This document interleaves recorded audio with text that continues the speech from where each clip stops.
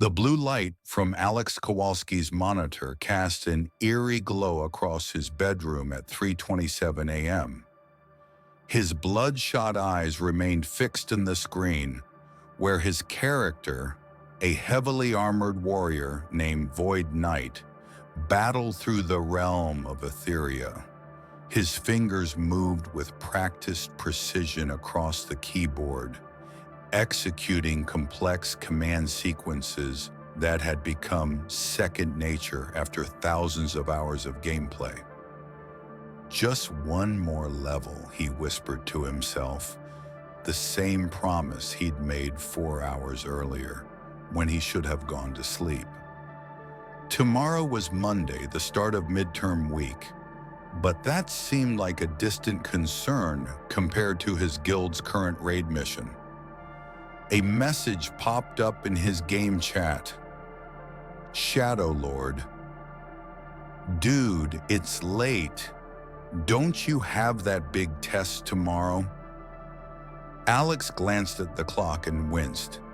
His physics midterm started at 9 a.m. He needed to be up in 3 hours. Void Knight. I'm fine. Can't stop now. We're so close to beating this raid. Shadow Lord. Your funeral, man. I'm logging off. Some of us have lives. Alex snorted. Easy for Shadow Lord to say. He was some college student in California with afternoon classes. He didn't understand the pressure Alex was under as a high school junior with AP courses and parents who expected perfect grades. Besides, Etheria wasn't just a game to Alex. It was the only place where he felt truly competent, respected, in control. In the game, he was Void Knight, legendary warrior, guild leader with rare achievements and items. In real life, he was just Alex, average student, mediocre athlete, invisible to the popular kids at Westlake High. The distinction between these two existences had been blurring for months now, as Alex devoted increasingly more time to the virtual world than the real one. What had begun as an enjoyable hobby the previous year had gradually transformed into something more consuming. 2 hours of gameplay became 4, then 6, then entire weekends lost to marathon sessions. Sleep was sacrificed first, then homework time, then meals, then social activities. His parents had noticed some changes but attributed them to typical teenage behavior. His mother, Diane, occasionally commented on the dark circles under his eyes or his declining grades, but she was preoccupied with her demanding nursing schedule. His father, Thomas, had tried implementing time limits on gaming, but Alex had quickly found workarounds, playing when his parents were at work, using a second device they didn't know about, faking sleep only to get up and play once the house was quiet. Even Alex himself didn't recognize the full extent of his dependency. He didn't see how the game had become less about enjoyment and more about escaping discomfort. The anxiety of school, the loneliness of adolescence, the uncertainty of his future.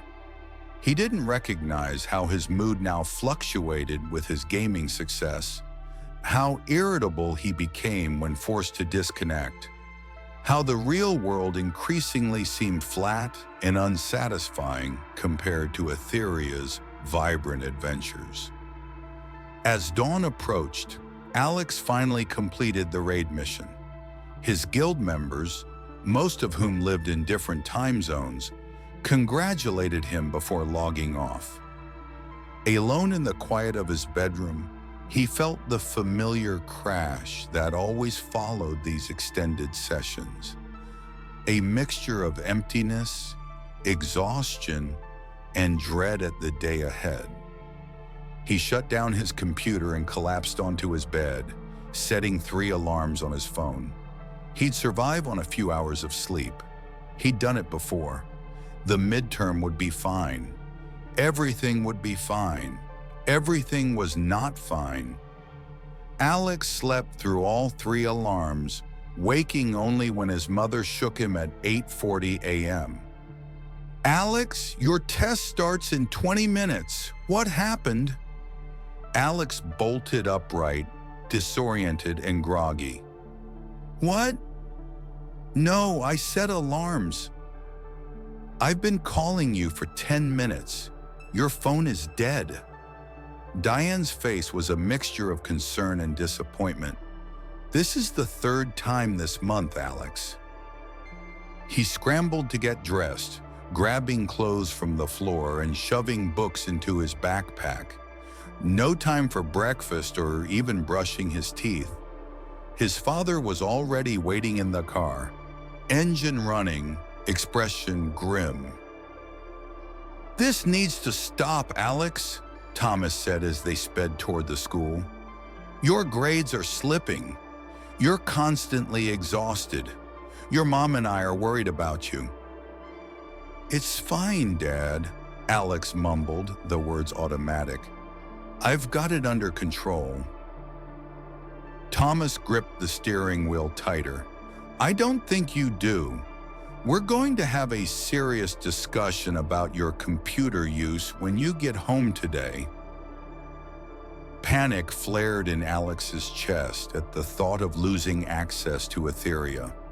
"Dad, you can't. I have guild responsibilities. People are counting on me." "People in a game," Thomas emphasized. "What about the people in your real life? What about your responsibilities here?" Alex stared out the window, resentment building. His parents didn't understand. Nobody did. In Etheria, he mattered. In Etheria, he had purpose. They reached the school with minutes to spare. Alex rushed to his physics classroom, his unprepared mind still half-trapped in the fantasy world of last night's raid. As the test papers were distributed, he stared at the equations in growing horror. None of it made sense. His sleep-deprived brain couldn't connect the concepts he'd meant to review. He failed the exam spectacularly. That afternoon, Alex's parents were waiting when he trudged through the front door. The gaming computer that normally sat on his desk had been moved to the living room. "Sit down, son," Thomas said, gesturing to the couch. "We need to talk." "About what?" Alex snapped, though he knew exactly what was coming. Diane leaned forward, her nurse's eyes clinically assessing her son's pallor, his bloodshot eyes, his twitching fingers. "Alex, we're concerned that your relationship with gaming has become unhealthy." "You've lost weight," Thomas added. "Your grades are dropping. You're not sleeping properly. So I'm having a rough patch at school." "It happens," Alex argued, feeling the familiar anxiety rising. His mind was already calculating when he needed to log in for tonight's scheduled guild event. "It's more than that," Diane said gently. "Your physics teacher called today. He says you've missed assignments, fallen asleep in class multiple times. This isn't like you, Alex." "We've decided you need a break from gaming," Thomas stated firmly. "Complete break. 30 days. The words hit Alex like a physical blow. 30 days? You can't be serious. My guild needs me. I have responsibilities." "Your only responsibilities right now are to your education and your health," Thomas interrupted, "both of which are suffering." "This is so unfair. You don't understand anything about my life," Alex shouted, a wave of rage washing over him so intensely it frightened even him. "That's exactly why we're worried," Diane said quietly. "This reaction, It's not normal, Alex. It's what happens when someone is separated from something they've become dependent on. I'm not an addict, Alex retorted, but even as he said it, an uncomfortable recognition stirred. The thought of 30 days without Etheria made him feel physically ill. His hands were already shaking. We've made an appointment with Dr. Levine, Diane continued. She specializes in adolescent behavioral health, including gaming disorders. Gaming disorder? That's not even a real thing, Alex scoffed, though he knew it was. He'd read about it in health class, never imagining it could apply to him. Thomas sighed heavily. Alex, yesterday I checked your gameplay hours on your account. Over 3,000 hours in the past year. That's more than a full-time job. The number hung in the air between them. 3,000 hours. When laid bare like that, even Alex couldn't deny it was extreme.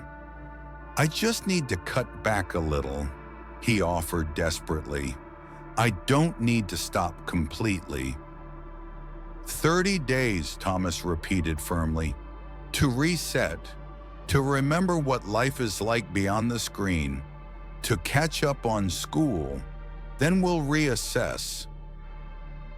Alex stormed to his room, slamming the door, only to confront the empty space where his computer had been. The withdrawal began almost immediately. Restlessness, irritability, an overwhelming sense of being untethered. He reached for his phone, but his parents had changed the Wi-Fi password and limited his data. That first night was the hardest. Alex paced his room, unable to sleep despite his exhaustion. His mind raced with thoughts of what was happening in Etheria without him, how his guild would react to his sudden disappearance, whether someone else would take his leadership position. The days that followed weren't much better. Alex underwent what Dr. Levine later explained were classic withdrawal symptoms: mood swings, difficulty concentrating, headaches, even physical tremors. He was shocked by how deeply the absence of gaming affected him, gradually forcing him to confront an uncomfortable truth. What had started as entertainment had become compulsion. 2 weeks into the gaming detox, as his mother called it, Alex sat in Dr. Levine's office, reluctantly participating in his third session. How are you feeling today compared to our first meeting, she asked. Alex shrugged, then caught himself. One of the commitments he'd made was to verbalize his feelings rather than dismiss them. Better, I guess. I'm sleeping through the night now.